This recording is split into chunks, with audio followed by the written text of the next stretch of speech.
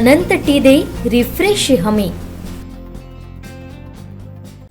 दीपक केसरकर मोठ्या मताधिक्याने विजयी व्हावे आणि पुन्हा एकदा राज्याचे शालेय शिक्षण मंत्री व्हावेत असा नवस आम्ही बालाजीला केलाय।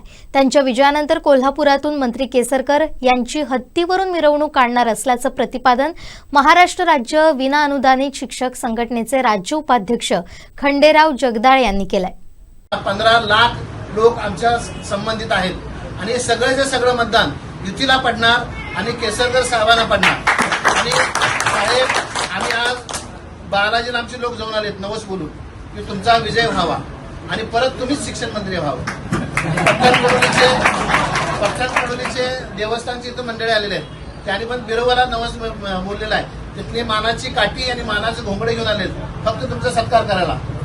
आम्हाला काही अपेक्षा नाही साहेबांच्याकडनं। आम्ही जी अपेक्षा म्हणली होती त्याच्यापेक्षा 10 पटीनं साहेबांना आम्हाला दिलेलं आहे आणि साहेब आमच्या सगळ्यांचा आशीर्वाद तुमच्यावर आहे आणि असंच आपल्या हातून काम व्हावं आणि महाराष्ट्रामध्ये परत युतीचं सरकार येणार हे आम्ही ठामपणे सांगतोय।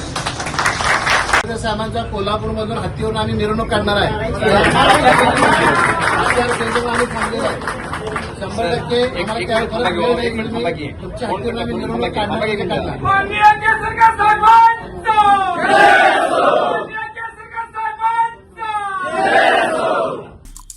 आमचे दिवसभरातले सर्व अपडेट्स, ताज्या घडामोडी आणि थेट लाईव्ह पाहण्यासाठी सबस्क्राईब करा, लाईक करा कोकणचं नंबर 1 महा चॅनल कोकण 7 लाईव्हचं YouTube चॅनल।